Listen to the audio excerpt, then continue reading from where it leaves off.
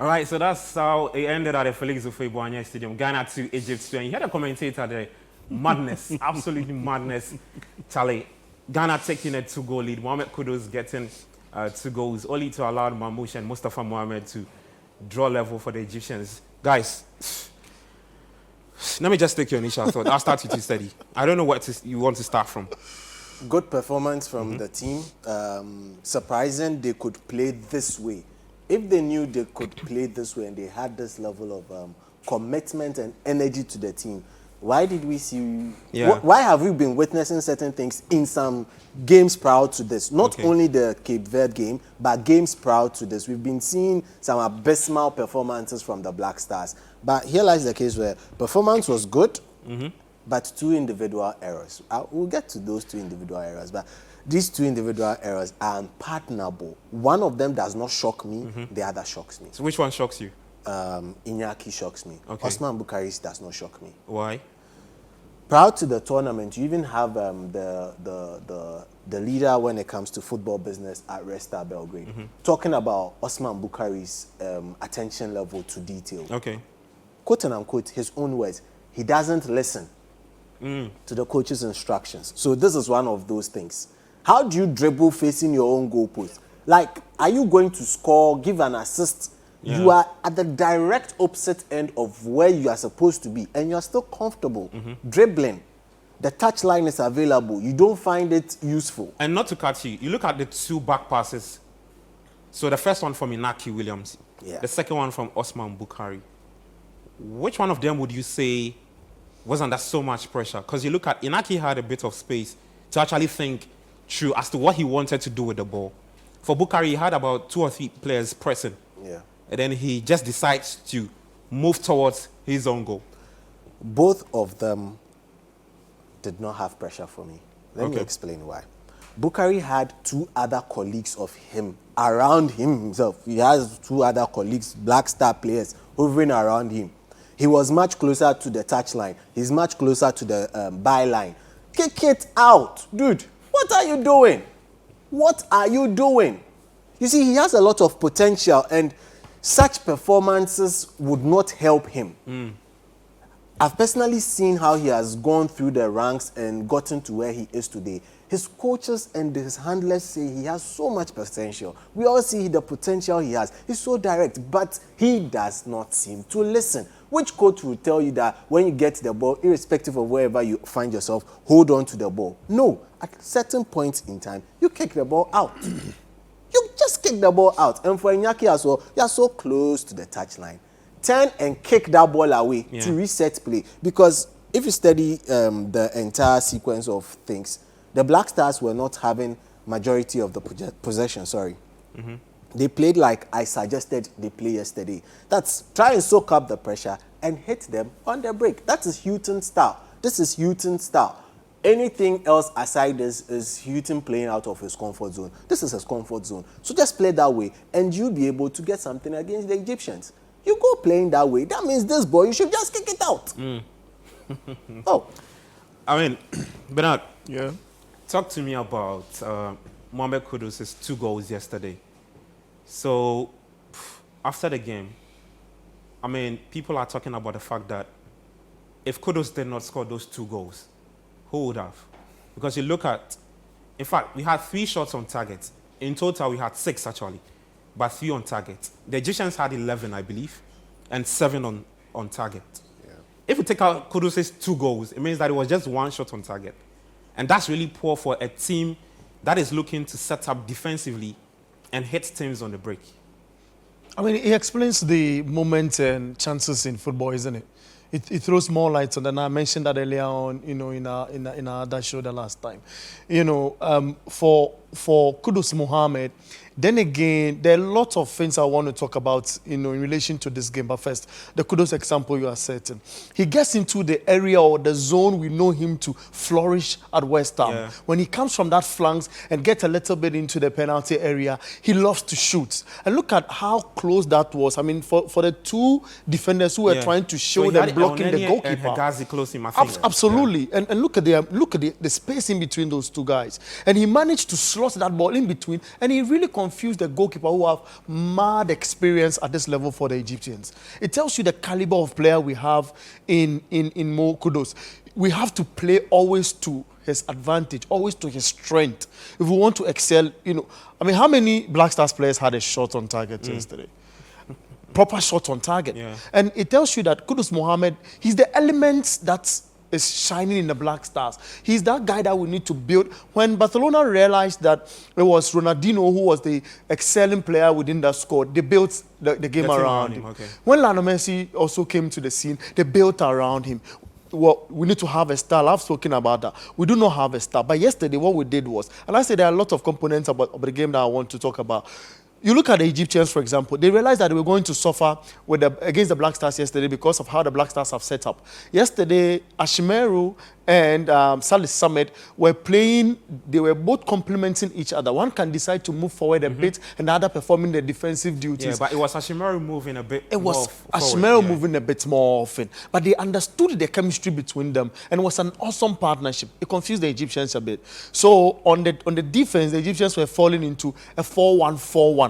Trying to make it very difficult for the Black Stars. Then the one who is serving as a single pivot would drop deep into the defense and try and block the Black Stars movement. So he needed Kudus Mohammed then to redefine his role from sitting behind Inaki Williams as a striker and try and spread himself across. And I loved how our front liners were their movement. At the point in time, you realized Inaki Williams was moving from the other direction to Jordan's direction, and it was awesome. He allowed Kudus to, it was as if he was not in the game.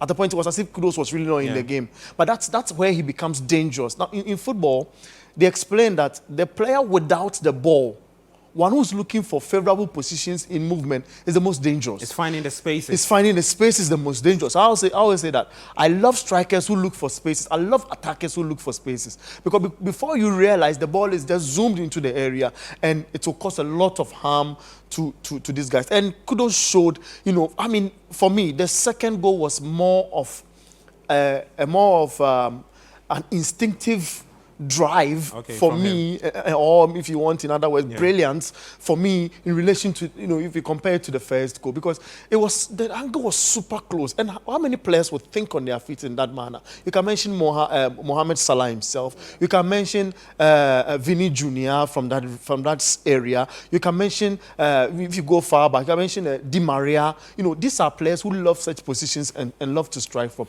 Kudus is our star guy. We need to build a certain play around him. I know maybe you come later for us to delve into the Black Stars positioning. We'll get to the tactical breakdown in a bit. Yeah, so Kudus getting his 11th goal yesterday for the Black Stars. I mean, amazing the fashion in which he does it. Who is, I mean, yesterday he really rose to the occasion. For me, to be honest, he didn't look like a player who was injured. But we'll get to that. No, he was injured. He was warmed gradually into the team. Hold on for me. Let's get a thought of Black Stars head coach Chris Hughton speaking after the 2-0 draw against Egypt. How would you describe tonight's game? A far better performance than our last performance, which is what we wanted from the players, and we knew the only way that we could get a win today was to make sure that our levels were that much higher. And I thought they were that much higher, and I thought this was a game that we deserved to win. Coach, it's disappointing, yes, because I think when you put in a performance like that, for me, it's a winning performance. But unfortunately, this is football, and some things you have to accept. We made mistakes, but the level of performance was good, and we will need this going into the next game. And if we do put in this type of performance, we have every chance of going through. Chris, would you say this has been one of your best games ever since you took charge of the team? Yes, I would. Yes. I think because of the opposition, also we know the strength of Egypt, and them being one of the big favourites to win. So I think probably in my time here, I would say yes, this is probably the best performance. Coach, let's just talk about Kudus in this game. I think what we saw of Mohammed Kudus is a continuation of what people in England have seen of his club form. So we're lucky at the moment. We have a player, although he's been out for some 3 weeks, this is a player that's in really good form for his club team, and we were fortunate enough that he was. All right, so that's Black Stars. Their coach, Chris Hughton, yes, after that 2-0 draw in the mix zone there, talking to journalists. Guys, let's stay a bit longer on that. Hughton's in-game management, the starting with the substitutions he did, brought on Osman Bukhari, who was yanked off after just a few minutes. And the post-match he did, he was asked why he took off Bukhari, and he said that, look, he didn't look like a player who was himself again, because after that mistake, he got 2 good forward runs, and he tried whipping in the cross, but then again, he just takes the block of the Nigerian defense. And you could tell that it was very not Bukhari, because the Bukhari we know is very direct, doesn't do a lot of the fancy things, gets into the box, adventurous, confident, brave. But yesterday, yeah, clearly you could tell that, look, and there's been stories about whether if we took a psychologist to the AFCON in Cote d'Ivoire. But let me start off with you, said it, with the substitutions bit. Was it the right thing for Hughton to do? Well, it was the right thing. Especially with the players you introduced. It was the right thing, Okay. but with the Bukhari bit, it's down to the player. It has nothing to do with the coach. It's totally down to the player. Look, he lost his head. He just lost his head once he gave that tremendous assist for the second goal to be conceded. He just lost his head. And when Did you just say tremendous assist? how do you dribble into your own box? Like, no, seriously, at which level of football do you do that? Tell me. No, maybe we are all learning in the game. Even Jose Mourinho is still learning, you understand? Where do you do that in football? The last time I saw that with a Ghanaian player in Europe, it was Baba Rahman at Chelsea. But that's just by the way. You see, Baba Rahman at Chelsea. And no, I'm asking this because, especially with the Naki back pass, when he was shown, I mean, he just took off his jersey and you could tell that, look, he looked like a man who, he felt like he's caused a very big, yeah, we knew it was a huge mistake. But then again, I'm talking about the fact that this is the time when the player's psyche would be questioned going forward. Both of them, actually. But with Osman Bukhari, he lost his head. So it's down to the player. For Inaki, let's roll back the tape. You see that the moment he gave the pass and noticed no one was coming for the ball, he just put his hands on his head. It's in the shots. It's in the shots. He just put his hand on his head. So he also just lost confidence. So I feel management of the game was good. 2 errors led to the results that the Black Stars got. But for me, the performance was good. We need to keep the performance this way. To get these guys back their heads, we need a psychologist. Did we go with a psychologist? Great question. It's possible we did not go with a team psychologist. Yeah. It's very, very possible. And yesterday, I told Nathan that, look, this performance just reminds me of what we did against South Korea at the World Cup. It was a 3-1 goal lead for the Black Stars, and then we just allowed the Koreans to to put 2 goals back. In fact, it was a 3-0 lead, I believe. And it just sums up how you're unable to keep concentration, especially at the back, in terms of defending, stay on top of your game and see the game out.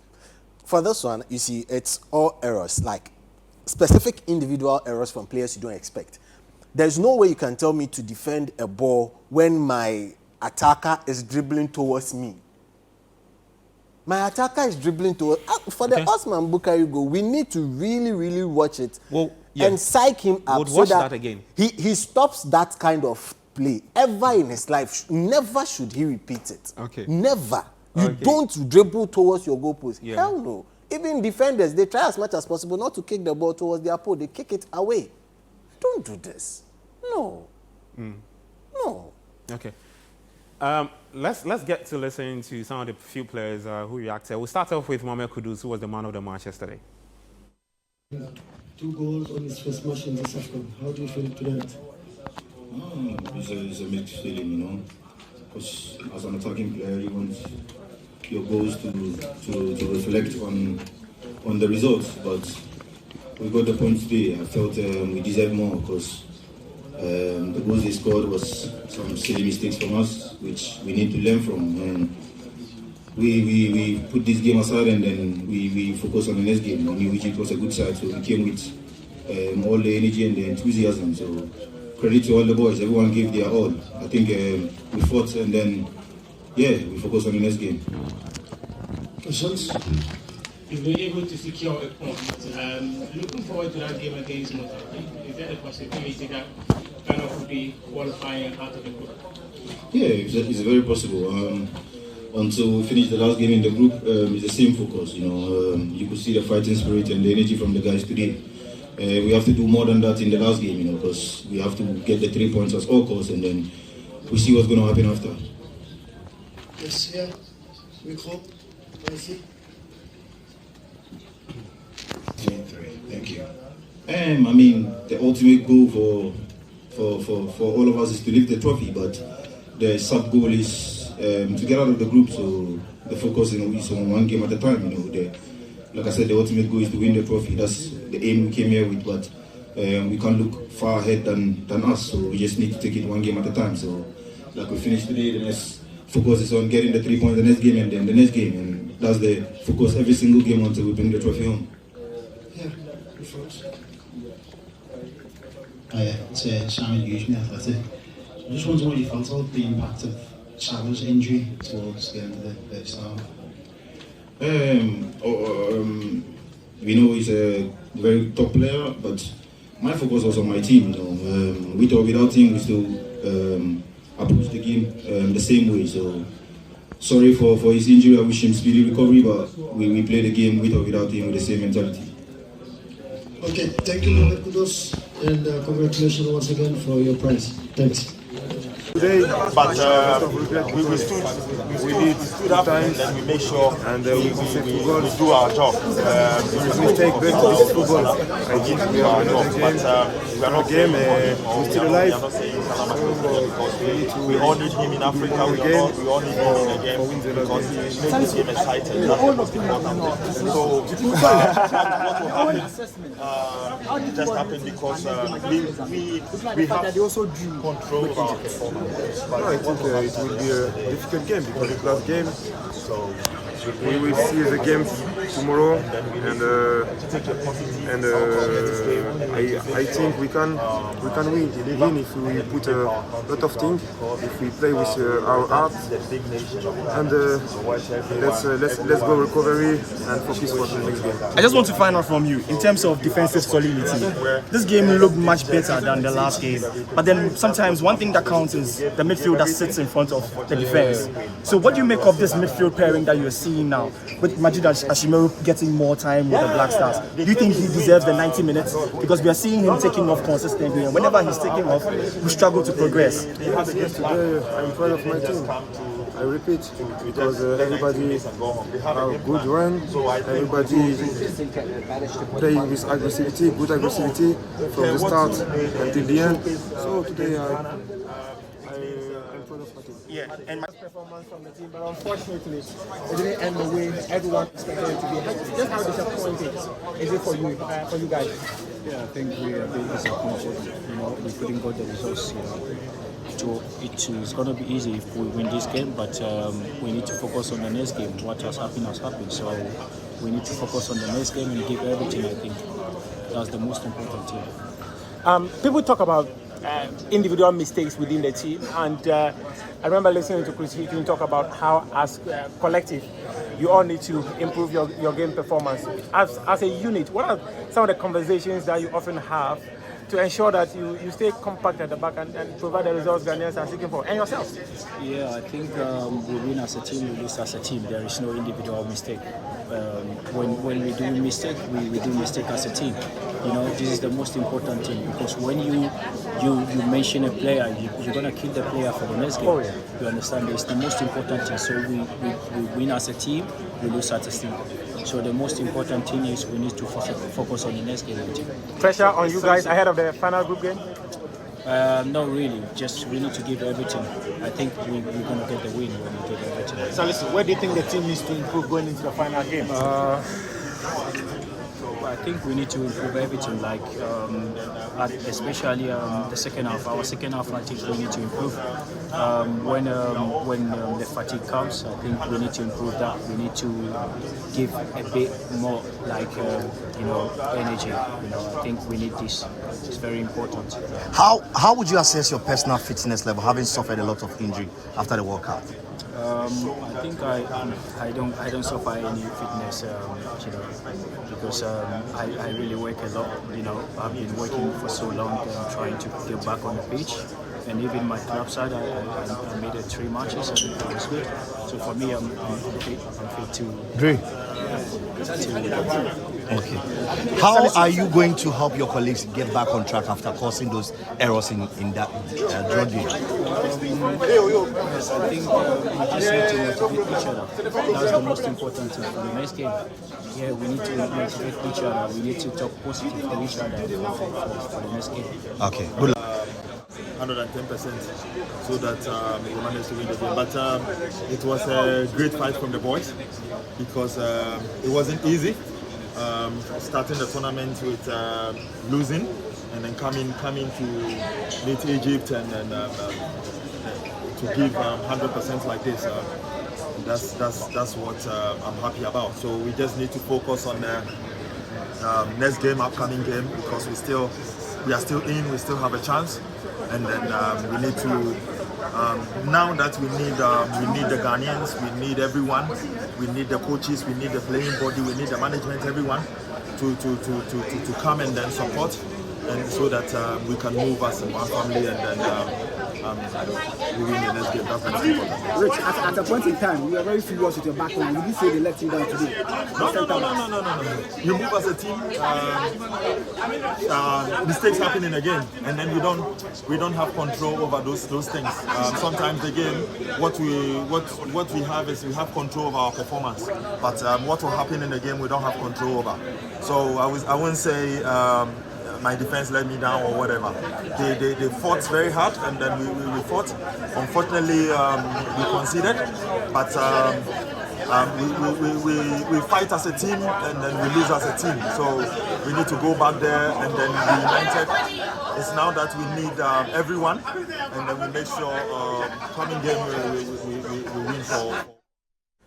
All right, so that's it from the players. Early on, we started with Mohammed Kudus, who was the man of the match for that game between Ghana and Egypt. We heard from Alexander Jiku, Richard Ofori, Mohamed Salisu, Sharon, what went on. But Edwin Kwakofi has joined us on set to help the whole Ghana, including you, are watching us understand what actually happened. Edwin? Hello, Gabi. How you doing? It's good to be here. Charlie, what do you have for us today? Well, I'd like to talk to the goals Ghana conceded and also the goals Ghana scored. Okay. But before I do that, let's start with how Egypt approached the game and the strategy they employed. As Bernard said before I walked in here, anytime Ghana had the ball in their own half, Egypt set up in a 4-1-4-1 formation. Okay. What this does is it allows Mustafa Mohammed, who was leading the Egyptian line, never to be isolated, because he always had 4 players behind him. The sole Egyptian defensive midfielder was Mohamed El Neni. Okay. Also, what that allows is that anytime that 4 behind Mustafa is bypassed, there's always protection in front of the back 4 with El Neni in that place. But anytime they had the ball, they transitioned into a 2-man defense with Hamdi and Kamal, who were the fullbacks, bombing forward and joining the attack. Okay. El Neni, who was the defensive midfielder, would drop in between the centre-backs, the 2 Egyptian centre-backs, and play sort of like a deep-lying playmaker, finding passes all the way to Mamouche. The strategy we thought Egypt were going to approach the game was to go for Salah all the time, which meant that Gideon Mensah would be under pressure. Yeah. What they did instead was target Dennis Odoi on the right-hand side. Yeah. But the end result was always to get Salah into the game. Okay. So the plan was to find El Neni all the time, and then he would play the ball all the way to Mamouche on the Egyptian left-hand side.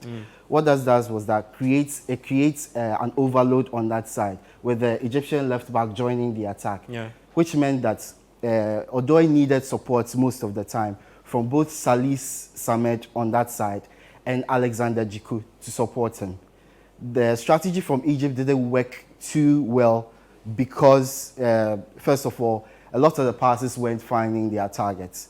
Second of all, Salis and Jiku were performing really, really well in covering for Dennis Odoi, who at times was found wanting in his positioning. Okay. The Egyptians wanted Djiku to shift over to that side, which meant Salisu would shift over to cover him. Yeah. So then he leaves more spaces. Gideon Mensah isolated with Salah. They never really managed to do that. And anytime they tried to switch over to the left-hand side where Gideon Mensah was operating, Mensah dealt really well with the aerial balls and had a lot of support from both Ashimeru and Jordan Ayew, which was very key. On that side, Iñaki did not do too much running back. I think he was very ineffective for the first goal, for a lot of that first half. He didn't help out Dennis Odoi a lot on that side, which meant Odoi was a little exposed, which meant Salis and Djiku had to move over to that side. But they were very effective in that duty. For the Black Stars, I think they came into the idea, the technical team told them that if you can't make the pass forward, if you feel troubled, always try to find the easiest option by passing back to the defense or passing back to the goalkeeper. And in several instances in the midfield, you found Salis and Ashimeru, most often Salis, whenever he won the ball, whenever he got the ball, he was hesitant in making the forward pass. Because he didn't want the risk of losing it to that front four behind Mustafa Mohammed and risk a counter-attack going the other way. So we saw that with a number of Ghana's midfielders. The passes were there to be made, but they weren't going forward. So now let's take a look at this first goal for the Black Stars. So that's Kudus' first hit. Kudus' first goal for the Black Stars. Over here, Jordan Ayew on the left-hand side. And we always have a problem with Ayew holding onto the ball for too long. But in this case, you have to understand him. If he looks up, the only player he can see right here it's just Semenyo in the box. Semenyo in the box. Okay. Iñaki is making a run, but he's not getting there early enough. So there's no chance for him to put the ball into the box. So he keeps hold of it, draws players to him.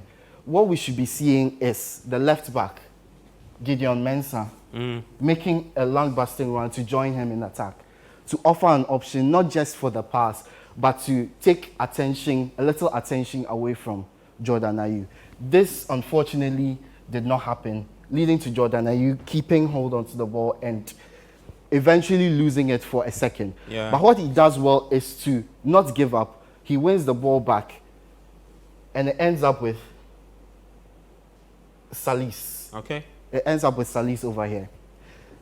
The important thing to note here is that when you have a key player, when you're a star player, you know where to move and the right times to move into position. Look at Kudus' movement. He could have stayed in a penalty box. Okay. However, he noticed the extraordinary space here where he could take advantage of with Salis on the ball. And he decided to move into that space, allowing Salis an option for the pass. Once Kudus gets the ball here, this is all about skill. This is all about talent. Because you have three Egyptian players around him right here. Any of them could have got the ball. But the boy has immense talent. We have to talk about that. He is able to beat that press, get into a position, doesn't need any options, even though he has over here, he has Semenyo, he could put the ball into. And Jordan Ayew as an option as well. But he knew his talent. He knew that once he gets a shot in on goal, there's a likelihood of him scoring. He takes the shot, and obviously the Black Stars have bang, first goal for Ghana. And somebody will say, because he's perfected this, because we've seen him do this a lot of times at his club side, West Ham United. When his moments in which he's got the ball around the D, that's where he had to move out of the penalty box and just get the ball around the D there. Anytime, it's just one thing on his mind, to hit it. And he's perfected that ball so clean. And I mean, that was a really good hit from Mohammed Kudus. I mean, Bernard, quick thoughts on that. Brilliant. Well, for every negative of a player, there's a bit of positiveness attached to it. I talk about, and I see, said he smiles to that. It is with Jordan Ayew and how he held on to that ball for long. Yeah. And you realize that he needed support. He was not getting that support he wanted. The numbers in the penalty area was not enough for him to get any connection. Even if he should play the ball across the face of goal, the Egyptians were always winning that. So what he wanted to do was just pause on the ball a bit and try to see who was coming. That was when he lost the ball. And then again, the Jordan we know would have relaxed and not followed up on that ball. But he tried to, put a bit of pressure on. He didn't give up. He did not give Came up. back here. And then because the ball took a slight touch off him. Absolutely. And then went to Salis. And Salis finds Kudus. And Salis was smarter. Yeah. Other players would have gone into, would have kicked the ball into the penalty area. Into the box. Into the box. He also realized that no. That is quick thinking. He observed, he scanned. In football, we say scanning because the moment you get the ball, even before getting the ball, you need to look up your shoulder and see who is coming. If you are in a free zone and you are alone, then you scan because split decision, taken. Then you look into the penalty area. He realized that there was a player who was, coming out of the area to probably maybe pick the ball, and then I'm not sure he thought Mo will shoot from that range. He was maybe thinking he will receive the ball and get it to probably pass it to. Okay, hold on your thoughts. Jordan. Edwin, just run us through the equalizer from the Egyptians. The equalizer from the Egyptians, and I'd like to point out 2 errors from Ghanaian players. First of all, Jordan Ayew. In this position right here. So it's not Jordan. Yes, Jordan now the bad. You see, as a player, you need to know when to pass the ball, when to hold on to it, when to shoot and all that. Jordan Ayew, I was praising him a few seconds ago for holding on to the ball and making the most of his move. In this position here, there's no danger for the Black Stars. He has so many options. He can go here. He can go here, right here. He can even, he can clear the ball out if he wanted to. He can go long to Iñaki. He can find a immediate pass to Kudus. There are several options for him to So he's got what? 1, 2, because I see 1, 2, 3, 4 players around him. He's got 4 players around him. So one pass forward takes out these 4 players. Immediately creates a chance for Ghana to attack. A pass to Kudus is the best option at the moment. One pass here, and Kudus is on his back going forward. What he decides to do is to hold on to it for far too long. He loses possession. And then Egypt tries to play the ball forward. They lose the ball. A good tackle there. But then it ends up with Iñaki Williams. And so 2 players just behind Iñaki Williams. 2 players behind Iñaki Williams. Yeah. But, I mean, Edwin, somebody say he's got so much time and space to think. So much time and space to think. First of all, an easy pass. If he actually wanted to make the pass, an easy pass here, a small pass to Dennis Odoi. There's no pressure on him. Okay. He could also decide to hold on to the ball for a little bit and give the players time to move into a few positions. And as a striker, one of your jobs is to hold on to the ball. But for 2 players on him, that might have been risky.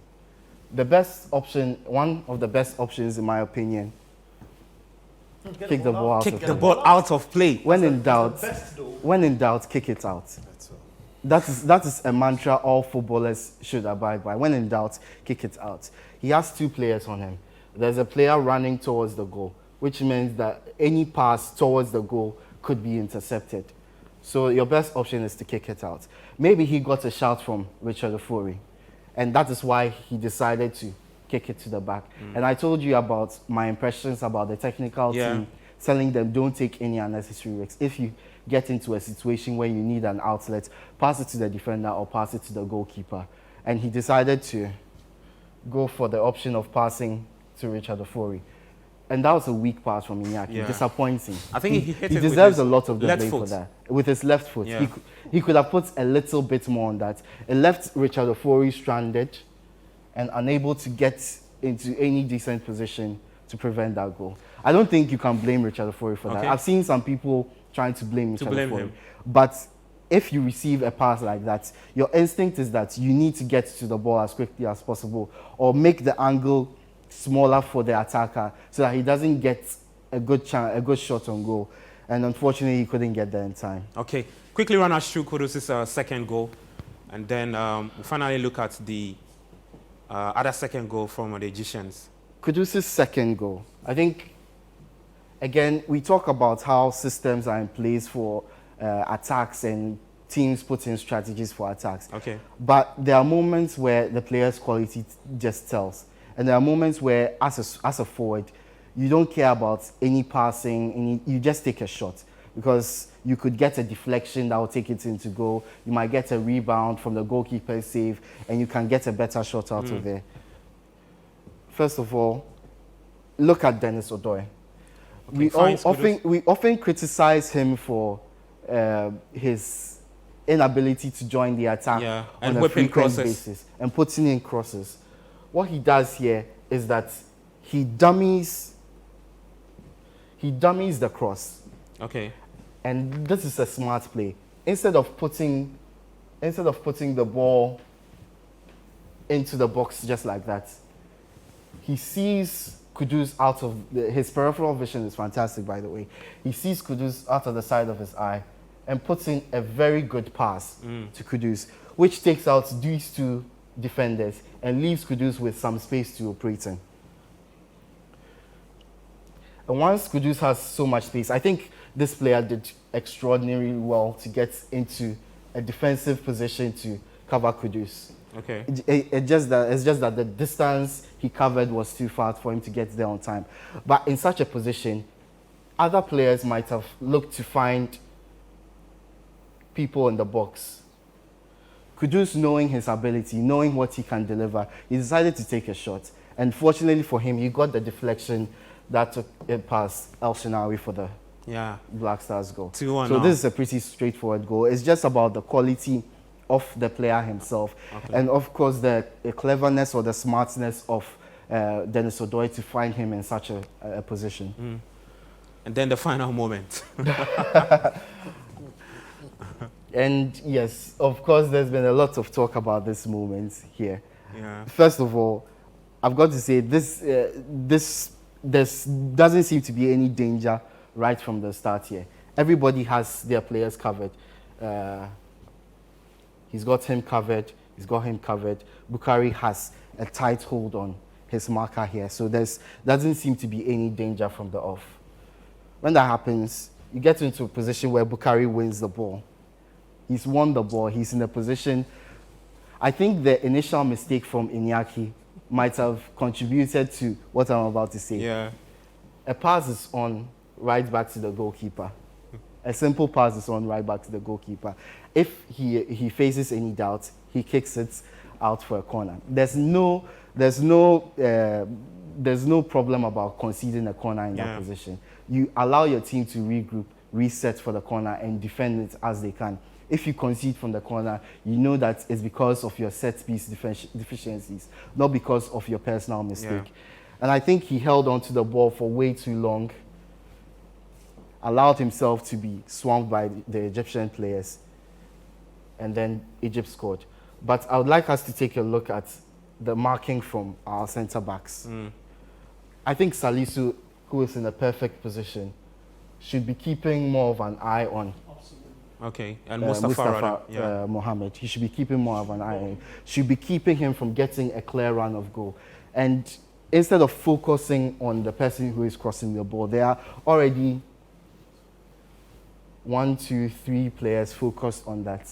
He should be looking, scanning around and making sure there's no one who is available to intercept. You look at Gideon Mensah over here, who has his marker down pat.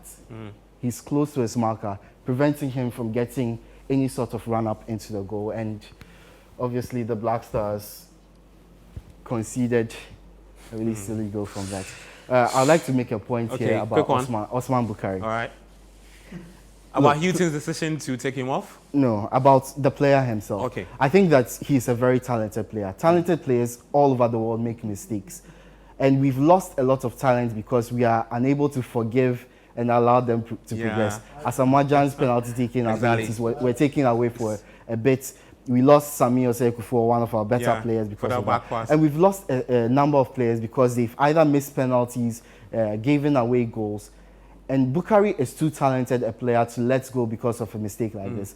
I feel he's part of the next generation, which obviously will be led by Kudus Mohammed, but he needs to be giving the support he needs to get back into his team. If there are team psychologists, you work on him. His teammates need to work on him. I think the fans, the Ghanaian fans, are a huge part of that as well. Well, thank you so much, Edwin Kwakofi. But Benjamin Nketiah has joined us on Zoom to tell us more. He's in Cote d'Ivoire, and he'll give us a bit of what the players are talking about and what people are saying in Cote d'Ivoire. Yes, probably let's get Ben. Hi, Ben. Hi, Gabi. How you guys doing? We are good. How are you doing too? It's how would I put it? The day after is always a little harder. You're struggling to tell us how you're doing because of... Yeah, journalist debates, fan debates. The Ivorians have been coming to us. They are even a little more upset than we are. But even before I get into anything, I say shout outs to Edwin Kwakofi. Marcelo Bielsa will be proud of him and the analysis he's delivering there on the board. Yeah. I absolutely love it. I've been following for a while now. Yeah. And I also think that he made a really great point about forgiving Osman Bukari, because he's right. He's right from cue. We've lost way too many players, and way too many players have been unwilling to continue their service to the Black Stars because they made one mistake or the other and were basically crucified for it. Osman is a really talented player. We've been clamoring for him to have a goal in this tournament. He finally gets a shot and he commits a really grave mistake. But hey, who hasn't committed a big mistake before? The best of them have all encountered situations like this. And so I think that as a nation, it's a hard pill to swallow. But I think we should forgive Osman Bukari and let it go. But as for the aftermath of it, the debates have been many. The conversations are vast. It depends on what you want to pick up on. I basically want to start off by saying that, hey, all is not lost yet. Okay. There's a battle to be won in the next game. Yeah. But this just gives me PTSD of Cameroon all over again. I was just about coming to that. Lost the first game, drew the second game, and then lots of uncertainty going into the final game. We just hope that we've learned our lessons. But just for me, one of the things that stood out, or one of the things that's been a running pattern throughout all of this, is the fact that our team cannot seem to hold the lead for 5 minutes. It's not something that's just starting from this particular AFCON. It's something that started from as far back as the last World Cup. Against South Korea, it happened. Against Portugal, it happened.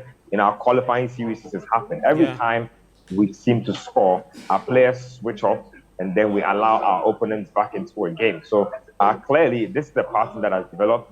Clearly, this team has concentration issues. If we forgot about it, we're reminded in that game against Cape Verde, and then we play against Egypt, and then it shows its face again.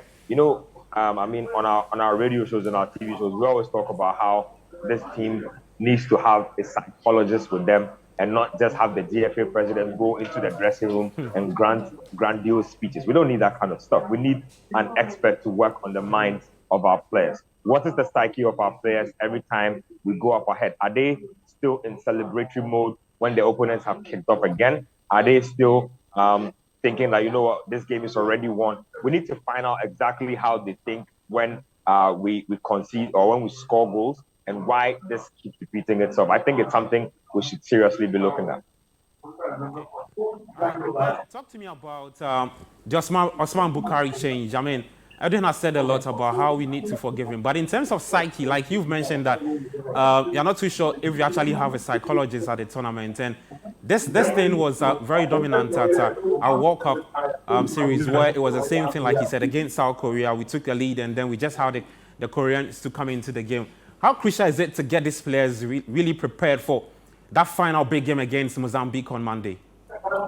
Well, something that a lot of us didn't see, and a lot of people were crucifying the coaching staff for yanking Osman Bukari, but I'm just picking up that Osman Bukari actually gestured to the technical bench to actually take him off. Wow. So this was something that was actually initiated by he himself. And if you know Osman Bukari, speed demon, he can take anybody on a one-on-one situation.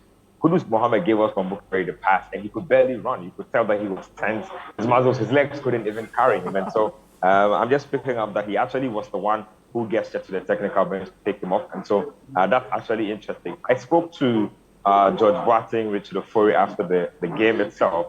And, I love how they are dealing with this as a collective. They say that we win together, we lose together, we draw together. And so, as painful as this is, we are not making this an Osman Bukhari issue. We're not going to make this an Inaki Williams issue because, look, if you're going to point, the last thing you need in a competition setting, especially when you want to win your final game, is to start pointing accusing fingers at each other. That's not how group dynamics work, especially if you are in a football team that wants to achieve success. You need to understand that you are a group, you are a family, you are a tribe, and whatever happens, it affects everybody. If it's a success, you enjoy it together. When the downtimes come, you enjoy it together as well. So they say that they don't want to point fingers at their colleagues for making those individual errors because it could have happened to anybody. It could have been any of them in that mix. And if we are being honest, the best players commit mistakes. It's not a situation of our players not being good enough and so they committed a mistake. It was just probably one of those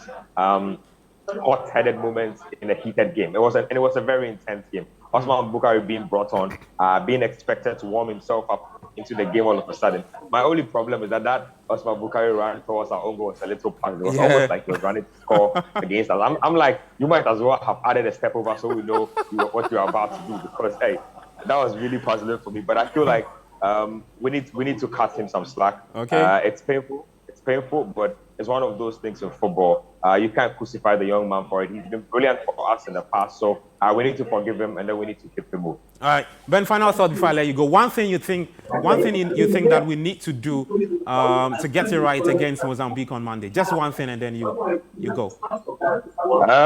First of all, we do not need to go into that game thinking that, you know what, we played a good game against Egypt, and so Mozambique are about to be a walkover. That's the thing with the Black Stars. They are very, very inconsistent mentally.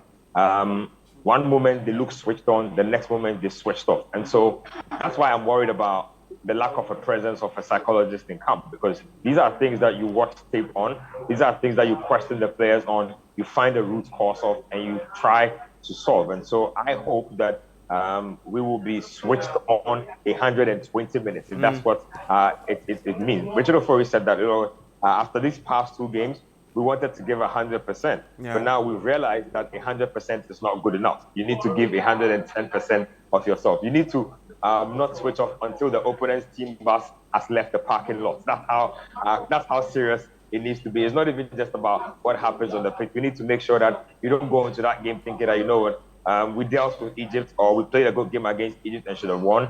And so against Mozambique, it's about to be a walk in the park for us. If you've seen the Mozambicans play, you know that game is nothing. It's not going to be a cakewalk. And so we need to come extra prepared. We also need to present the right personnel again. I saw Majid Ashimeru limping through the mix zone when the game was done. And I'm not sure what the diagnosis on him is, but that would be one thing to look out for because he's been such a pivotal part of how we play. Look, I dare even say that in the unfortunate circumstance that Ashimeru cannot continue and Hughton wants a ball progressor, throw in Richmond Lamptey.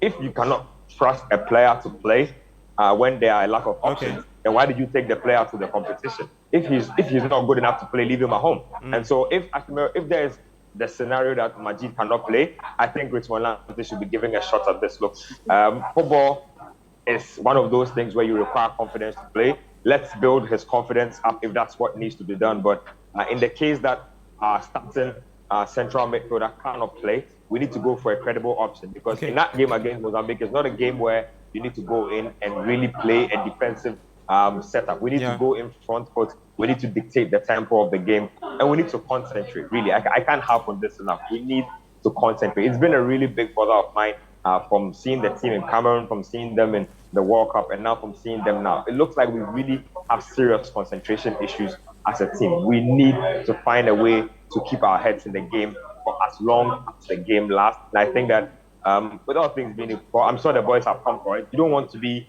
that team or that group of players who crashed out of that one twice in the group stages. That would be a disaster. And as things stand now, we are on a very unhealthy run. I don't know if it's 11 games without a win in the AFCON or 12. Yeah, it's 11. either which ways, it's not a record to be proud of. I mean, this is Ghana. I mean, can you imagine 11 games without a win in an AFCON? It's crazy. I don't know how that sounds to anybody, but that's very crazy to me. And I think that the FA will also be looking at this like, you know what, in our 10 years since we took over in the AFCON, we probably won one match. Back-to-back exits. One match as an administration, and we are looking at back-to-back exits. And so I think that in this kind of situation, I'd say we need to make sure our boys are motivated. But hey, if you are a footballer in this kind of situation and you cannot motivate yourself, I'm not sure when you are going to find motivation to ever play or put your heart out for your country again. All right, Ben, thank you so much, and do take care of yourself in Cote d'Ivoire. We'll see you on the other side. Thank you so much, Ben. Appreciate you guys. You're doing a great job. All right, so that's Benjamin Iketi here all the way in Abidjan with all the info you want to know. But let's take a look at this great interview with Scott Gillan. Is Chris Hughton to blame for Ghana failing to win against Egypt? I don't think he is, to be honest. Although I think you could go back and say that the squad that he picked, both the matchday squad, but more importantly the wider squad for the tournament, are potentially partly at fault for the draw and Ghana failing to beat Egypt. I think a big problem and a big issue on the day was when Majida Shamiri went off. Ghana didn't have a press-breaking midfielder who they could bring on and replace him. That meant that Egypt didn't have to be very circumspect about pressing aggressively because they didn't have any fear that Ghana could break their press. I think that was potentially an issue. Additionally, sort of the lack of the target man you could point at as well, the lack of a kind of a winger type player, a number 10 type player who could potentially play midfield or at least reinforce midfield and break the press in those high pressing scenarios were other kind of issues that potentially contributed to Ghana not being able to win and not being able to deal with Egypt's press. But I would say otherwise, I would say Hughton's hands were pretty tied. Obviously, Ashimiri, I think, went off injured, so he had to bring him off. And I think, obviously, the squad, he didn't have a replacement for him, but that was an enforced change. And I think, in that sense, I think it's more of an issue about squad construction as a whole rather than decisions that were made on the day, because I think the squad construction ultimately influenced the decisions that he could have made during the match. So I don't really blame him for Ghana not getting the win. And actually, I think that his sort of positive, proactive squad selection gave Ghana the chance to win the game. I think they were more dynamic. They were certainly threatening in transition. And whilst I think their offensive cohesion wasn't very good, I think there is still the potential there, and I think by selecting that team, that proactive team, it gave Ghana a chance to build something of a platform and some momentum before playing Mozambique in obviously a must-win game in a couple of days' time. Can Ghana rely on Richard Ofori? Personally, I'm not Richard Ofori's biggest fan. I think he has his pros and his cons. I think he's a reasonable shot stopper. I think he's got quite a conservative positional style. All right, so that's Scott Gillan there with the breakdown for you. Ghana 2-0 draw with Egypt. Next on the list is against Mozambique on Monday. And it just takes me back, like Ben and everybody saying that, look, it's just a repetition of what happened at the last AFCON in Cameroon, where we needed to beat Comoros and just progress, and it ended 3-2. Just this time, it doesn't happen again. We'll take a quick break here. When we come back, we've got a lot more for you. This is the AFCON Daily Show. We are heavily powered by BetPower. You can win big, win 500% bonus. With BetPower, just log on to that. A lot of matches coming up today. You don't want to miss out on placing just a little on that and winning very big here. My name is Gabriel Fer. We take a quick break. When we come back, there's more for you.